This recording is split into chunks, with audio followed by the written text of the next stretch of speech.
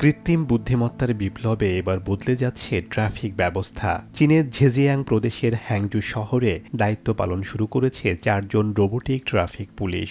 অত্যাধুনিক AI chip, camera এবং laser radar সমৃদ্ধ এই রোবটগুলো কেবল সিগন্যাল নয়, শনাক্ত করছে আইন লঙ্ঘনকারীদেরও।